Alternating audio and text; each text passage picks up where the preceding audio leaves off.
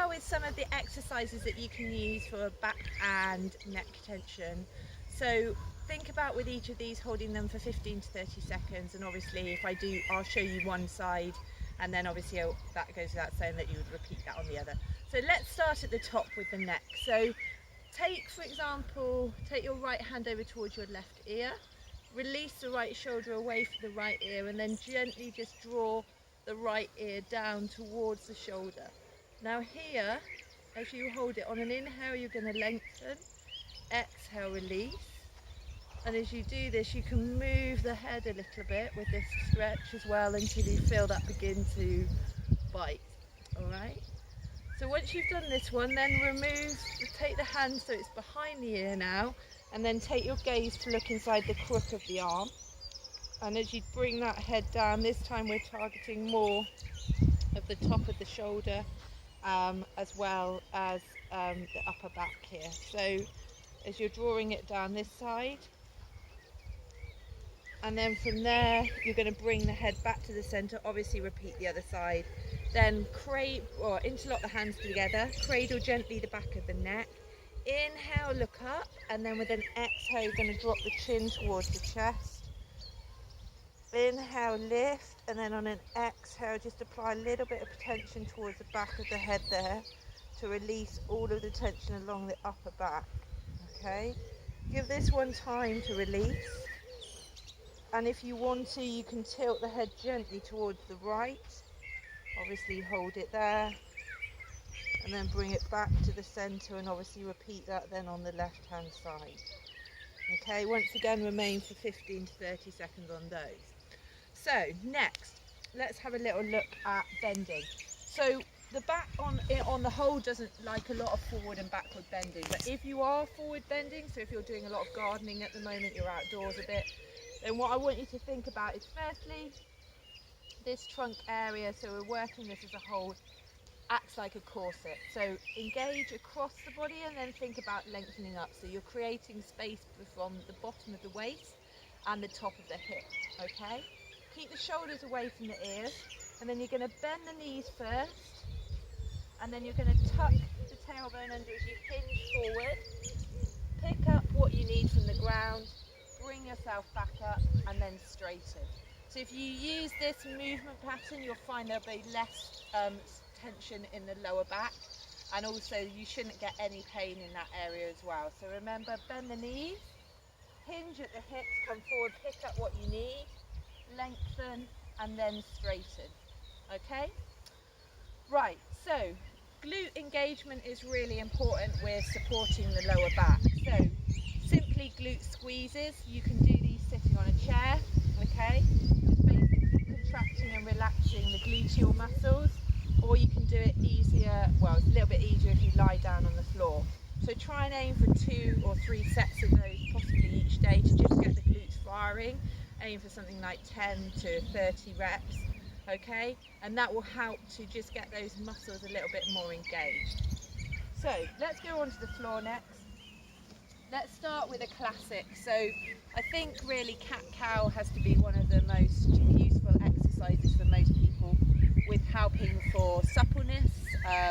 It's really good for blood flow, and it's also really good for actually removing metabolic waste as well. It's also a really useful movement because you can get lots of fluidity within this pose. So hands are just underneath the shoulders.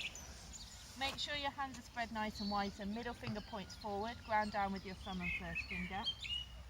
Then from there, on an inhale, you're going to lengthen and look up, release the shoulders away from the ears, and as you exhale, so you're working with your breath here, you're going to lift up through the shoulders.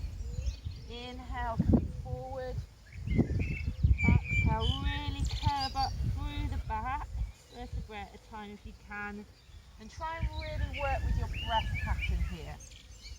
Okay, so some variations to this is you can do this movement with a shoulder shrug, so as you lift back up, moving one shoulder forward, coming back down, opposite shoulder.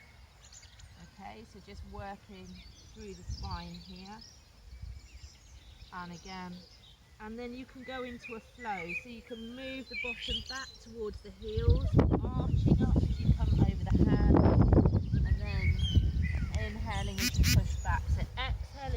forward. Inhale as you push back, and obviously then you can reverse it.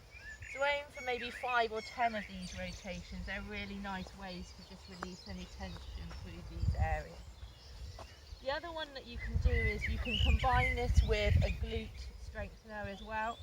So as you exhale, you're engaging your core, and then as you send it back, lift up through the legs, sending the sole of the foot towards the sky. So dropping it down, lift up, and then lengthen up with the foot.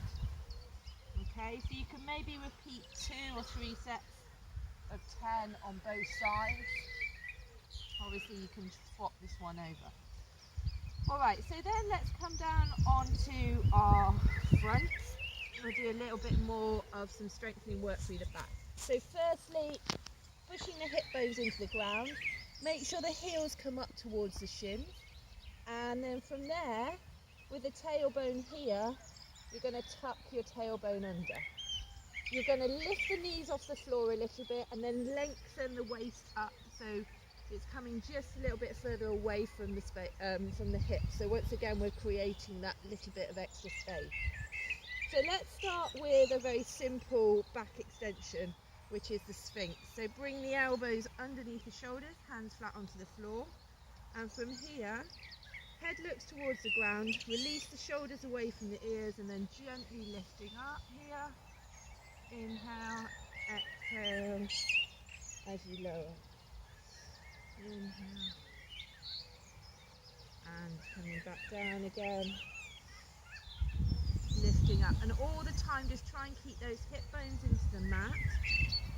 And once again, work with how you feel. So don't come any further than is comfortable for you. Alright? Okay, some add-ons to this. So the first thing is bringing the arms by the side. So we're here. Remember that anything we do on our fronts is about length rather than height.